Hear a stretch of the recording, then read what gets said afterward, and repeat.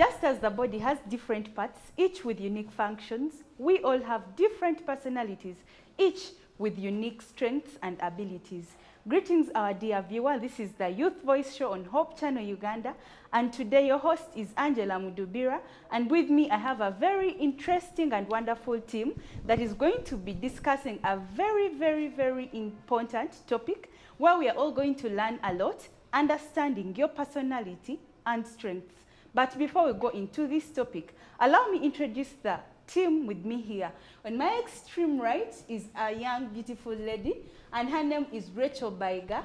She's a servant of God, and she is a nurse by profession. Rachel, you're most welcome. Thank you very much. The next gentleman right here is Martin Musoke, and Martin Musoke is a servant of God. He's also a Musda associate. He's going to be part of us today. Thank you so much for coming, Martin. Thank you too. My immediate neighbor right here, the beautiful lady you're seeing, is Dr. Linda Namatovu. She's also a Musda associate, and she worships from Lomalinda SDA Church Center. Thank you. I'm honored to be here. Thank you so much. And the last lady there, she's a senior youth leader. She is a master guide. She is very passionate about youth ministry, and her name is Mrs. Judith Nume.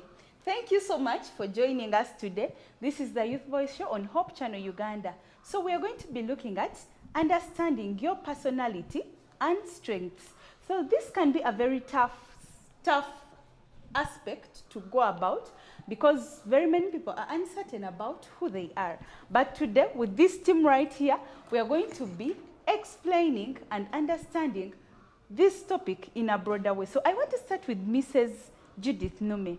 When we talk about understanding our personality and strengths, we cannot forego the word self-awareness. So I want her to tell us why it is important for someone to be aware of who they are. Why self-awareness is very key. Yes, please. Thank you very much, Madam Host. Good to be here on the show. Self-awareness is the ability to understand one's thoughts, one's feelings, and actions.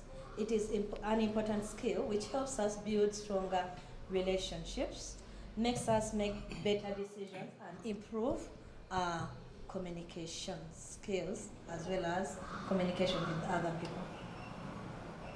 Thank you so much. So she has basically told us what self-awareness is. So we want to know, why is it very important for someone to be aware of who they are? Yes, Mr. Martin, the gentleman we have on the team today. Yeah. Why is it important? If I go into the importance, it's so beautiful to be seated amongst ladies as the only gentleman. Now, there's that saying that the greatest problem that people have is the problem of self. You know, if you do not understand yourself very well, you may actually never understand the people around you. And that's why it's very important for each and every person to sit down and have a personal reflection, because at the end of that day, you have to understand how you're going to relate with the people around you. Oftentimes, we hear different people talk about teamwork and all that. Without understanding of yourself and others, there can never be excellence in how teams play. So it is very important that each and every person takes off time to understand themselves. So I want to come to Linda. Why do you think self-awareness is very key? Yes, please. Oh, yes, thank you so much. So with knowing who you are and knowing what you're good at, you're able to live a life which is fulfilling to you. You're able to feel that you're living out your life's purpose. Many times we feel lost in the air when you're trying to see, are we good at basketball? Are we good at football? Are we good at public speaking? And when you're able to find out what you're actually good at, you're able to maximize those things and be able to live out a fulfilling life. So if you don't mind, could you share something that you know about yourself? Okay, thank you so much. What I love about myself and what I know about myself, I'm passionate about helping others. Whenever I see someone who's in need, I will reach out to help them. Actually, that inspired my choice of career, being a medical doctor, because I love to alleviate suffering from others. Thank you so much. That was really nice. So our dear viewer, what is that thing that you know about yourself and how can you use it? How can you use that thing that you know about yourself to impact on the people around you? How does self-awareness impact your life, our dear viewer? So today, we are still diving into this topic. So I want one of these beautiful people that we have today to just give us a personal experience where realizing your strength as a person helped you to navigate a certain challenge. Yes, Rachel. Just an experience where knowing your strength as a person helped you to navigate a challenge. Yes, please. Okay, thank you very much for that wonderful question. Here is how we know that self-awareness is key in our lives. And a personal experience, one time, I was once a student, of course, and you have to know your religion, and you have to know your God, right? And you should always stand your grounds in whatever challenge you're getting while you are while you are a student. So while I was a student, I was in an association called MESASA, and we used to get some challenges from administrators, and I was a leader. And leaders, we are going to see more about the temperaments. They are always cholerics.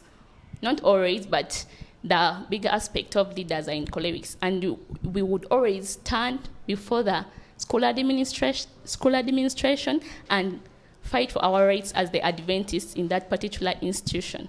Thank you very much. Thank you so much. So she used her personality as a leader to fight for their rights as Adventist students in that particular institution. Yes. So she has talked about cholerics, and it has actually brought me to remember something.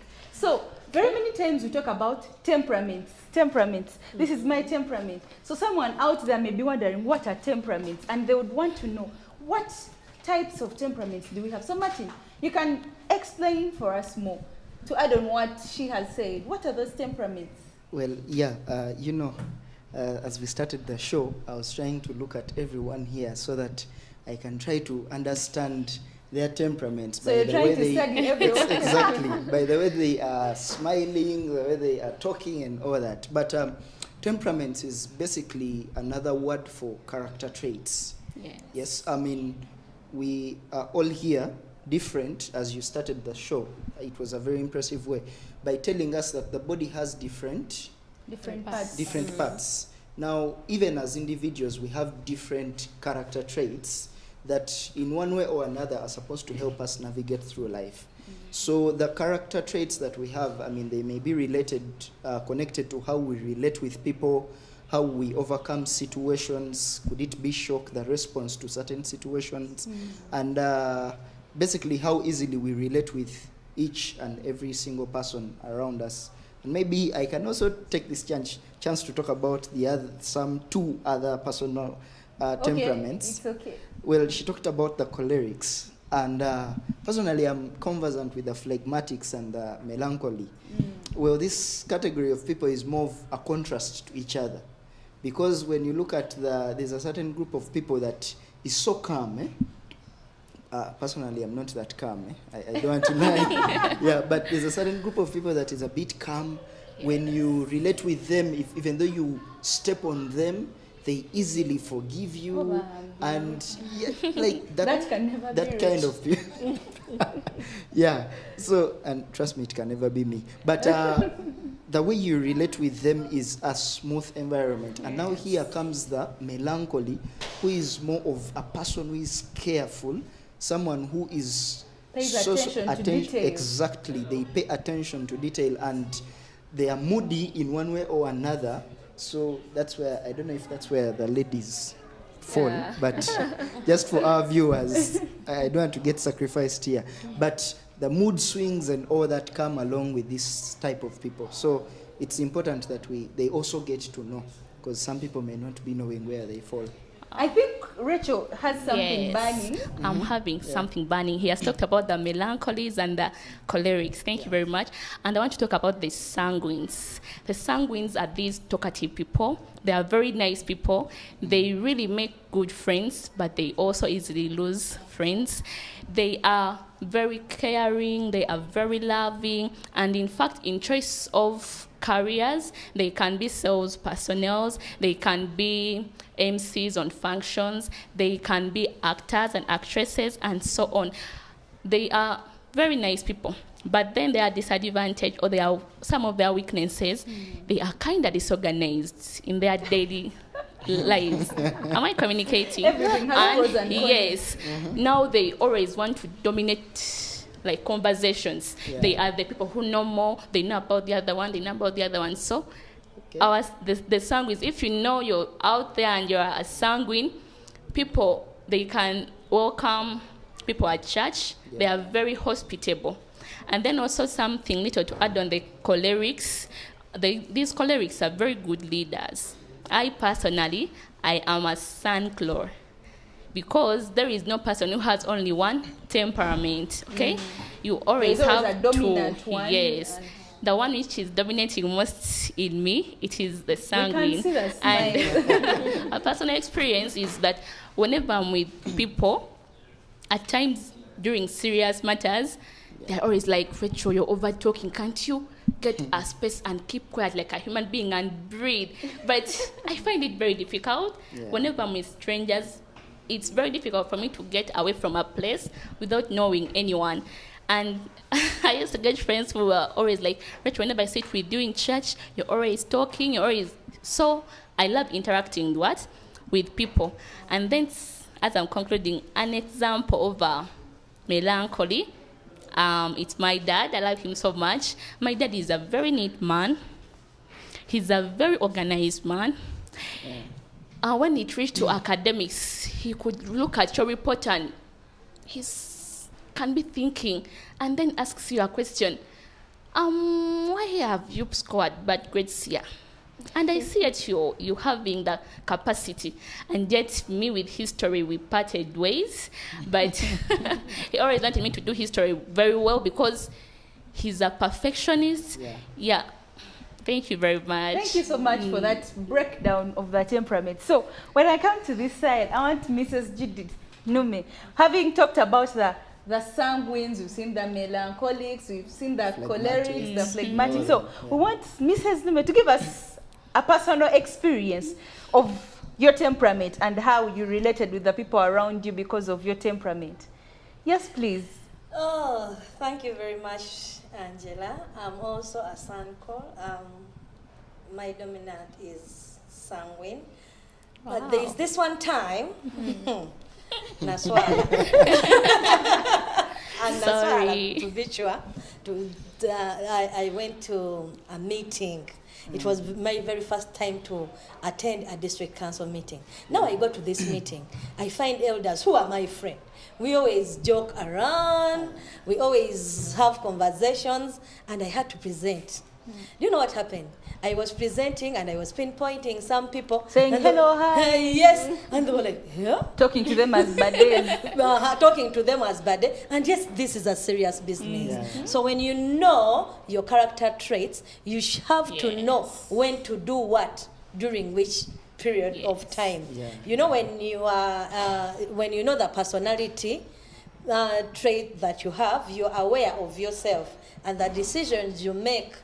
At least you can make informed decisions, and if the career decisions that you make, the relationship decisions that you make, and also better the relationship that you have.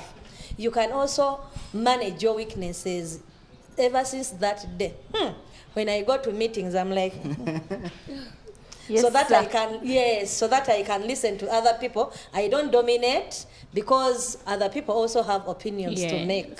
Yeah. Wow, During a wow, meeting, that was yes. a nice one. So, our dear viewer, what is your temperament, and how do you think you have managed to handle the weaknesses of your character? The people you live with, the people you work with, the people that you associate with. Very many times we ignore the fact that we have weaknesses. Yes. So we tend to say, Nze wentyo. That is how I am. Me, I'm a sanguine. I will not concentrate. Get used to me. But let's learn how to live with those weaknesses, and we become better people each and every day. Yeah. So that actually takes me to another very, very interesting topic. Dr. Linda, how can individuals identify their strengths? How can someone get to know that this is where my strength is? Yes, please. Okay, thank you so much. Maybe just before I go there, I could talk a little bit about the temperaments. Always growing up, I've been a calm girl. You know, I love to observe things. I love to just breathe in and take in the atmosphere. I get. Yeah, maybe just like Rachel's dad, I'm also just calm and maybe a melancholy. Yes, that's definitely what I believe I am. But when I moved to the university, I was pushed into leadership. And when you're a leader, you're not going to be calm and always You're at going the to sit back. back. Exactly. You need to be out and up moving things, making sure that they're happening. So as in leadership, I had to be all over the place, welcoming people, making announcements and things like that. And now I had to adjust my personality to become a social butterfly and everything. And I struggled with sustaining long conversations with people. Like I would meet you and I'm like, oh, hi, how are you? Thank you for coming. And then you Come look back for the next time. word. What? So the person will expect me to keep up that kind of energy. And the next time they're not seeing me like responding to it. Yeah. But then what I've also learned is that even with your personality, as you've already mentioned, you do not have to be like, oh, me, I'm a sanguine, I can't do the other. We can always adjust in given situations and be able to cope up with what the situation is asking us to do. So right now, my personality is a little bit shifting from being a melancholic full-time to also allowing myself to interact with other people. Yeah. So how can someone actually identify their strengths, as you already asked me earlier? We can go back to our childhood and we find out what were we good at when we were children. You see, a child has so many dreams and ambitions, and a child is unstoppable. As we grow up, that's when we are told, that's not possible. You cannot do that. You cannot do that. You want to be a pilot. You want to be an astronaut. You want to be all those good. things. Yes, so if you remember what you are passionate about as a child before the world made you think that these things are not possible, then you'll be able to know, I think I'd actually be good at this. Because children are actually genuine people. They are genuine and they have all these dreams all about them. So if you look back and reflect in your early childhood years, what were you good at? So that could actually be one of your strengths and you can pick it up. If you're good at drawing when you were a child, but you grew up and your parents were like, do BCM, what? No. You may have dropped a talent when you were must be young. a doctor. Exactly. So you need to look back at those things and be able to pick them up. Then throughout school, our parents want us to do well. And when we're not doing so well in given subjects, they're like, you're being lazy, you're being slow. But you're actually recognizing your strengths. If you're good at maybe history, you'll learn that you're perhaps going to be a good orator. You're going to love things to do with telling stories and things of the like. So that could be your strength. So you can look back at school and be like, which subjects did I actually enjoy doing when I was in school? So that could point you to the things which you're good at also. Yeah, then also trying out new experiences. Because if you've never tried out drawing or if you've never tried out pottery, you can never know that you're good at it. If you've never gone before a congregation and speak before them, you can never know you're good at public speaking. So it's also good to try out different avenues and try out different ideas and get to know what you're good at. Thank you. Thank you so much. So, our dear viewer, what is that thing that you are good at? What is that you feel like, when I do this, I really feel so comfortable. I'm passionate about this. Realize what you're passionate about, and you're going to help very many people that are around you. I want to come to Martin Musoke still. Why? Like, how do individuals identify their strength in your own way? According to me, I will not deviate so much from Linda, but I'll just add on to what she's just submitted. Life is full of self-discovery. Like I said, the greatest problem that every person has is the problem of self. It was so funny that I thought I would be a doctor, but then along the way I changed to architecture, and then after architecture, I end up doing valuation surveying. So there has been a series of self-discovery and discovery of personal abilities. Now, the more you get involved, this I normally share with my friends at Musda, that you can never know if you can preach if you're not involved. Sure. Yeah, you can never know if you can maybe lead a committee if you're actually not around. So one of the ways that people can discover themselves, definitely you're not going to just sit down. There are these things that we normally do whereby you go online. I love them, but as for me, I'm not a fan of them. I hear you go online and then you start assessing yourself. You feel in those assessments. I personally do not believe in those. What I believe in personally is more of you get out there, get involved, relate with people. If someone annoys you, get to know how you actually react, so that in one way or another you can seek how to become a better person, rather than, what Rachel said, and I don't know if I'm not against women, but women have it most. You are No, women have it most that they want you to get used to them. I mean, if she's quarrelsome, she wants you to get used to her. Right. If like you But have to why adjust. generalizing? Okay. But yeah, that is the relevance at another point. If you've not been into a relationship, you can never know how you can react when someone annoys you in that relationship. That's why you see most people, they wait for marriage. They reach there, they can't relate with this person because they didn't know themselves first and they didn't get to know the other person. So they end up firing and messing up. Yes, Rachel. How else can individuals identify their strengths and passions? Thank you very much. I won't also be so different from what my friends have said. I personally, I will support Martini's sayings that we have to get involved in different activities, okay?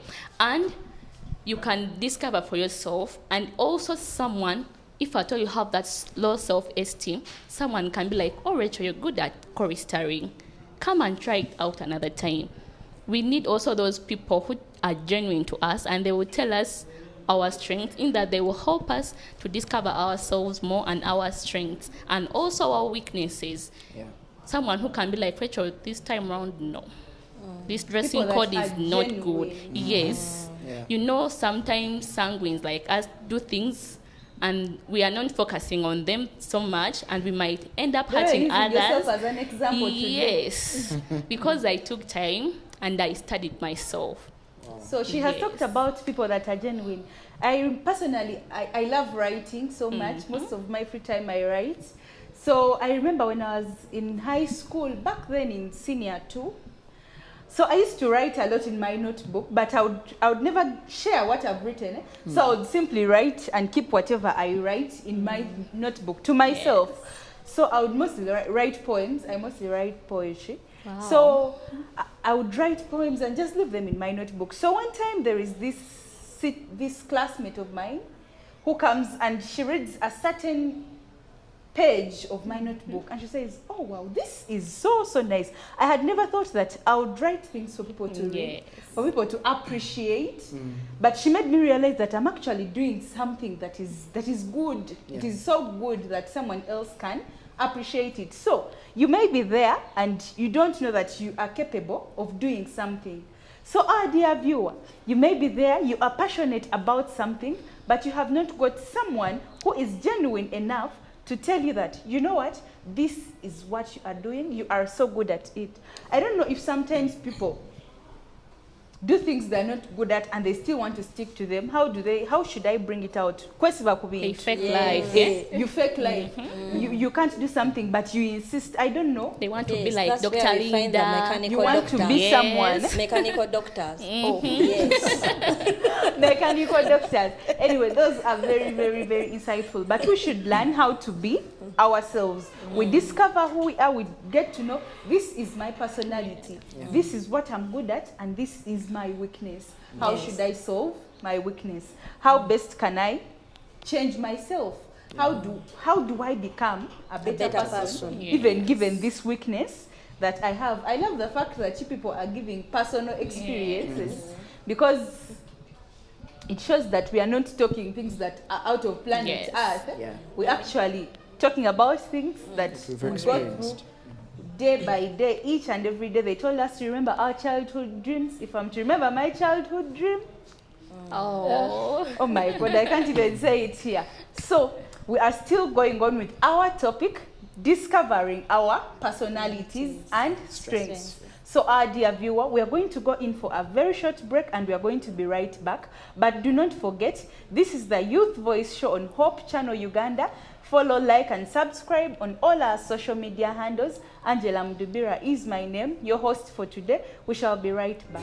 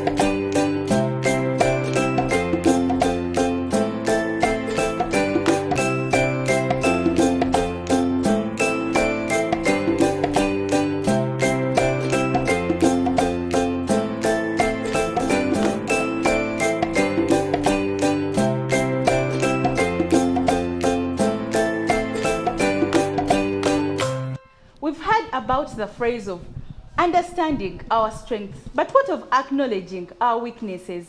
This can be a very humbling but crucial experience in personal growth. Welcome back, our dear viewer of Hope Channel Uganda. This is the Youth Voice Show, and we are talking about understanding our personalities and strengths. Welcome back. This is the beautiful panel that we have today, and there are a team of very brilliant young people that we are with right about now. So we talked about understanding our strength in the very first part. We talked about our personalities. We talked about how we can identify our strengths as young people. Now, in this very particular part, we are going to be talking about our weaknesses. So I want to start with Mrs. Judith Nyume. How is acknowledging one's weaknesses a very key aspect in personal growth? Yes, please. Thank you very much, my dear. We should know that we are in an imperfect world. So knowing my imperfections helps me improve on myself. If I know that I'm weak in a certain area, I'll find a way of improving myself. Let me give you an example. I'm a sanguine. We are disorganized. And I'm that person. Okay. But not disorganized per se, but I find myself up and about. But I have friends who are melancholies. I have a friend, Grace. She's very organized. And whenever I'm trying to go astray, she brings me back. She finds ways of making me a better person. The only thing is, if we could know that in this world we are not islands, that we can survive with other people, it will help us be better people. Now, the next thing is, when you know your imperfections, you put in more effort to make yourself perfect. But by the way, when some people get to know their weaknesses, they look at it in a negative way. Yes. They keep isolating themselves. No, me, I can't. You know, I can't handle that. No, my dear, we are not supposed to do that. If you know that you're not perfect in a certain area, get someone who can compliment you to become a better person. Yes, Linda. How can acknowledging one's weakness be a very key aspect in personal growth? Okay, thank you so much. So we all want to be good at what we are doing, and many times if you find yourself that you're not good at that given thing, it gives you some kind of stress and anxiety, and you're like, why can't I do this well? Why can't I also score a 98 in biology? But if you learn that, oh, I may not be so good at biology, but I can master the Portuguese conquest. Let's say history. I can master it, and I'll tell it to you offhand. So it helps you reduce that stress and anxiety, and you're able to build yourself in the things that you're good at. So you do not get anxious when others are shining in a given aspect. Just as you said in the beginning, our strengths are like a human body having different parts. So you know that when my time comes, I will also shine in my aspect, and I will do it very well. We can shine together. Exactly, we can shine together, and we can complement one another. So it helps you to reduce that stress and anxiety that comes with you not being so good at everything in the world. Yeah, then it also gives you a set of self-awareness. As persons, we need to be able to reflect each and every single day to know who we are.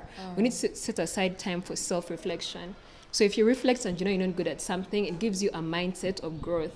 So in case it is something that you need to work on, let's say like your weakness is being quarrelsome, so you're able to reflect and you're like, okay, I'm quarrelsome. How can I do better, and how can I grow and get out of this aspect? Because my quarrelsomeness is affecting my relationship with others around me, with my husband perhaps. I don't know who has a husband. She's a married woman. She's a married woman. Yeah, so They it helps talked you of to get husband, and I better. saw Martin. I don't know if he's one. Anyway, that was a joke. Yes, please. How does knowing your weakness help you in growth? Yeah, unfortunately, I'm a very single young man, so I'm not someone's husband. But anyway,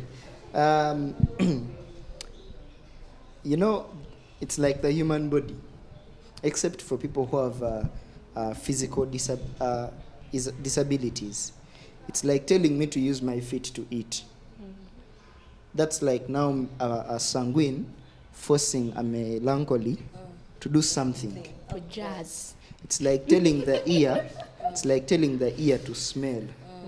Like it can't operate that way. Yes. And so it's very important that we learn that on the body, the legs are to move. The hands are to pick something and hold something. The ears are to hear. It's the same way you see that if you go to the Bible, Paul had to walk with Barnabas Because where Paul had to inflict a lot of force, Barnabas had to come and do what? And soothe. You get? So we have to understand each other and acknowledge each other that in as much as we may have weaknesses, what is most important is the strength. Even Jesus Christ himself does not look at us based on our weaknesses, but based on our abilities. Wow. Yeah, that's what I can say. Last one, Rachel. Thank you very much. First and foremost, we should appreciate the fact that we have weaknesses. Nobody is perfect in this world. And appreciate all the differences we are having. And if you know your weaknesses, you should not over-depend on them. Me, I'm weak, I can't do this, I can't sing, I can't welcome people, I can't be a leader. You will end up missing out on different opportunities if you always keep on majoring in the weaknesses. Yes, thank you very much. So thank you so much for that submission. So friend, you realize that, I think I can give an example of our churches where I worship from, or maybe institutions or anywhere. So you realize that someone is put into a position. Maybe this is going to be the association president. Yes. So me, who is maybe a choleric or a melancholic, I'm seated here, and then maybe, let me use an example. Who is not going to get annoyed? Let me use my friend Rachel. Okay, also you, it is okay. Let me use Rachel. She's a sanguine, she's ever happy. So Rachel is put into the position of a leader, of a president, association president. Yeah. So I'm seated this side and I'm like, that Rachel cannot handle. First of all, she's a sanguine. She's ever laughing. She will never sit in a meeting and concentrate. I'm not saying you do that. But that is what, instead of me helping Rachel, telling her that, you know what, Rachel, you can do this. When you do this and that, we can complement each other. We can live together in harmony. Yeah. We are all not easy people to live with, by the way, because we have our shortcomings as human beings. But when I see a weakness in Linda, let me not pinpoint Linda. Yes. Let me help Linda to become a better person. Definitely. I tell her, you know what, this is like this, but you can do this to become a better person. So acknowledging your weaknesses, our dear viewer, can help you become a very, very better version of yourself, as long as you choose to work on yourself and be better each and every day. So at that very point, I want to bring Rachel on board. How can you use your strength, first of all, to serve the people around you, and above all, to bring glory back to God? Oh, thank you very much for that wonderful question. We've seen in every person's life, he or she has his or her strengths. And so if you appreciate these strengths and you take that task of discovering yourself, the way we've spoken about it in the previous session of self-awareness, these strengths can help you in the choices of career, right? If you know that you are a melancholy, I don't see the reason as to why you can go emceeing. Yes, though we can be adjusting here and there, but if you know your strength, it can help you serve God better by, for example, welcoming people.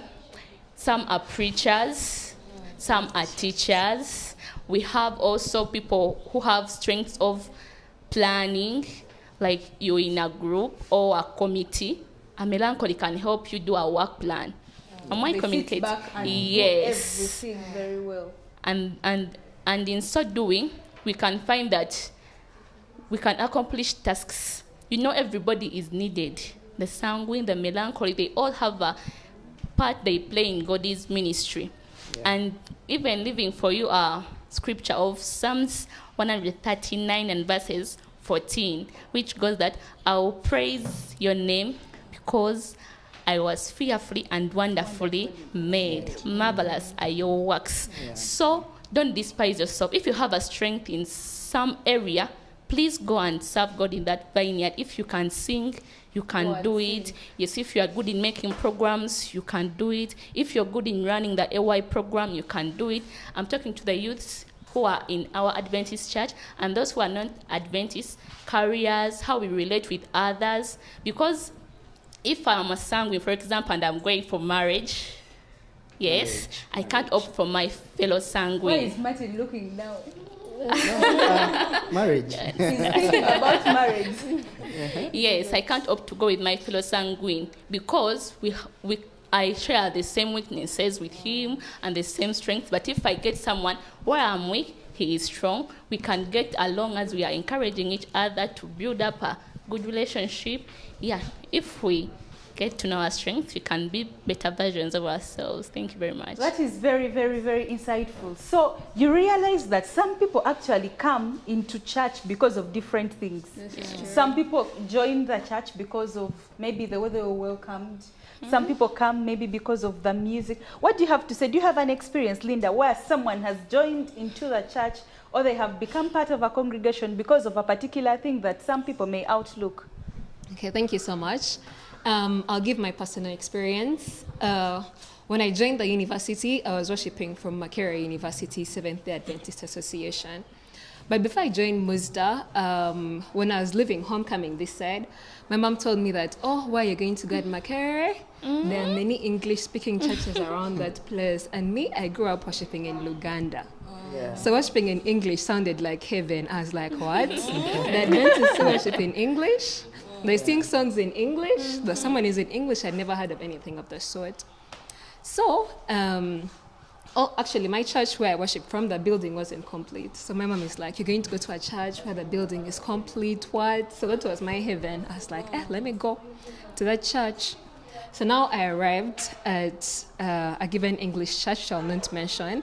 So I reached and I told those guys, I'm a visitor. They're like, oh, okay, thank you for coming. So no one was excited to see me. So I moved Yes, in you were front. excited to be Then I in the reached church. the registration table. The woman was very busy doing her things. Then I told her, I'm a visitor. It's like, okay, do you need anything? Do you need an envelope? What? It's like, what? Because at my church, if someone mentions that they're a visitor, everyone is going to be running to them, hugging them. Thank you for coming. Here is your seat. Please keep the seat. But here I wasn't receiving that kind of energy. So I entered church. I sat. I didn't have the English hymn because it was my first time worshiping in English. Neighbors came, they sat next to me, they were all talking to each other. No one spoke to me, like I was alienated. And I felt so out of place. Yeah. So mercifully, someone met me during the lunch break and said, oh, Linda, they asked me, where are you from? I told them I'm at the university. So he told me about Musda. And I'm like, okay, I'll go visit. They told me it was in Lumumba. So I went to Lumumba Hall. And it was very rowdy, but then I was a little bit skeptical to go because of Lumumba Hall being so rowdy, but I eventually went there. Immediately, I was climbing up the stairs to go into the church. They were already on the stairs receiving me as if I was a guest of honor.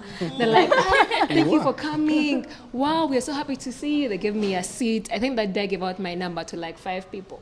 I'm like, please give us your number, what? And all those 5 people checked on me in the course of the week to see how my week was going. They're like, oh, thank you so much for coming. I left immediately after Divine that day, but everyone was wondering, where are you going? Please stay, please stay. I was like, wow, these people are so nice. Like, what do they want from me? Like, I never received that kind of niceness. And they kept on checking on me. When they invited me for fellowship, they came to visit me. They were always in my corner and in my space. And I chose that I wanted to be part of that congregation. Yeah, they didn't have amazing food like that, which I found at the other English church. Neither was their structure so beautiful like the one of the other English church. But because of the way they welcomed me, I made my decision to stay at that church, and I was very blessed by being there. Wow. That is a very, very nice sharing. So friend, you may have that strength that you have, but you do not know that it is a strength. You may be that kind of person who is ever welcoming people. You welcome people at your church, you're happy to receive guests in your home, and you do not know that that is a strength that you can use to win souls for Christ. Because we are all not preachers.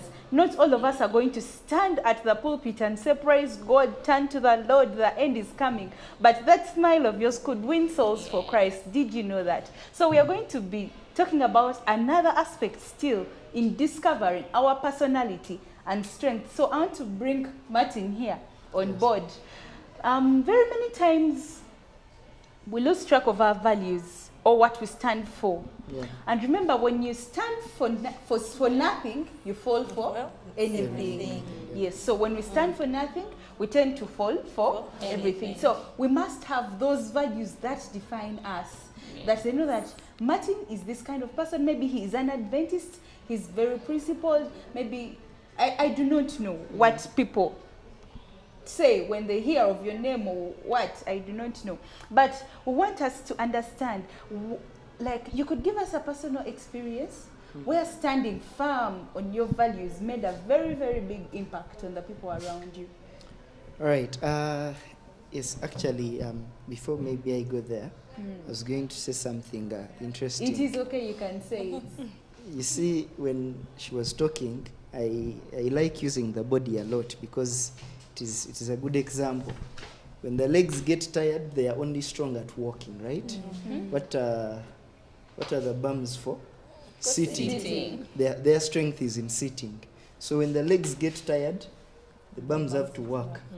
When they are tired, something else has to work.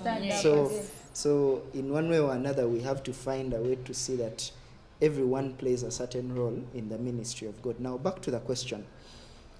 Values are some of the elements that, whether you're sanguine, whether you're choleric, whether you're phlegmatic, whether you're melancholy, are not to be compromised. Yes. And one of the experiences I can share, I have a boss, and I started working with him in my S6 vacation. But there are certain things I put straight when I was starting to work with him. I told him on Saturday, I do not work. So he had to go and tell the HR that this guy doesn't work Saturday. So cut off Saturday payment. So my pay was literally lower than what others would get. You get.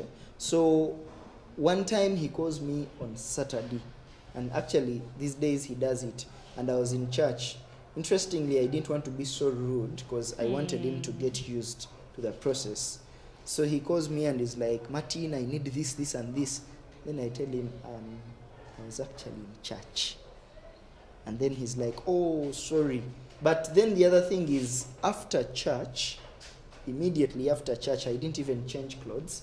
I went and got a border at around 6 and went to office because he works till like around 11. So I had to go to office to ensure that, yes, I've not compromised my values, but at the same time, I've ensured that I am responsible for whatever my values have hindered the other person from benefiting. So it's important for us to have values that we stand by, but just because you're Seventh Adventist does not guarantee that you should be a mediocre. Yes. So ensure that you have your personal values, whether you are sanguine, whether you are a choleric, whatever you are, ensure that you don't compromise on those values, because there are two groups of people that are often related to compromise. Those are the sanguines and the phlegmatics. They are so. They can easily change their timetable quickly. Rachel here can tell you, but yeah, that's what I can say about that. Well, he has talked about that aspect. So I'm looking at an aspect of a person living in a university environment. There are all sorts of things, people who dress in all kinds of ways. Yeah. So you realize that as a person, you're living. Well, sometimes I want to put some things right. Very many times we attach religion to maybe our kind of life, how we behave and how we dress or how we do things. But sometimes I want to believe it is just being a human being. I do not know. You do not need to be a religious person for you to know that they talk well to people. Yeah. You do not need to have... You can't say, no, those are for those that know God. No. So the fact that you do not know God does not mean that you're going to treat people the way you find because so you're not a Christian. No. I believe it is just a matter of being a human being and knowing that this is how I treat a fellow human being. So definitely. Even your values, you may find a person brought up in a very good home, a family where they have nurtured this person to be the best version of themselves, but when they change their environment, their character changes. Yeah. They compromise a lot on their values. Yeah. A lot, which is not right. So very many times we should learn to stand for who we are and to stand for our values. Let's not bend our values because of the environment that is around us. Something little. Just something. It's not a podium of confession, but there is a time in my life where I compromised my values. You know, people don't want to speak about negative things about themselves, but it was I was going to be in fact, I was a maid on a certain wedding. You know that excitement. Which dresses are you going to prepare? Are you married? How are we going to know? I'm not married. Okay. So, as I told you earlier about my personality, I am this outgoing person. Even if I didn't know the girls I was going to match with, just could develop anyhow. But we had some dresses. As you know, the church dresses are always very decent. And for the changing dresses, they were kind of indecent. But due to the excitement and to my sanguine ways, it put me into trouble. Yeah. Because, trust me, the function was for an Adventist, but the dresses we wore, I won't mention whose function, but they did have arms. They were straight dresses and short. We were in high heels, but I didn't enjoy that reception because I felt inside like I had betrayed God. How can I wear like this? Because it was my first time wearing such a cloth, you know? But because of excitement and my personality, I ended up getting into trouble. So I felt very bad. I was like, how do these people manage this coldness, you know? How do they, like, So the problem was things were coldness. very, things were very different for me, and I swore never to do that again. Yes, that's my personal experience. So, dear viewer, very many times we fail to do what is right. Yes. We compromise our values. But what happens when you realize you've compromised your values? When you fall, rise Yes. up. That is what matters. You realizing that I have made a mistake and I need to put everything right. Right. When she realized what she did was something that had compromised her values and Yes. beliefs, she actually said, I'm not going to do this again. So, Adi Avia, what is that moment in your life? Think about it. Where you've compromised your values, you've maybe compromised your faith, maybe at your place of work, you've done something shady behind the Yes. scenes, actually, in quotes, good enough. No one even saw you. You're very happy. Everything is going on very, very smoothly. No one knows that you even took that money. Maybe you did anything wrong and everything is all well. But what happens when you realize that I have compromised my values? Turn back to God. Yes. Pray to God to help you become a better person each and every day. Pray to God to help you that, you know what, God, I am weak, but I know you are Yes. mighty. Lead me with your powerful hand. I love Hand. that song so much. Guide me, O Amen. great Jehovah. So, ask God to be your guide, to help you become a better person in each and everything that you do. We've talked a lot of things today. We've actually discussed very, very many things. We are learning a lot, and we do believe you're also learning from us today. Feel free to join in the conversation in the comment section. You can leave that comment there. You make sure that you follow the conversation. So we thank you so much for being a very, very wonderful audience. As we conclude our discussion, make sure that you're aware of who you are and embrace your weakness and learn how to be a better person, because it is a sign of strength.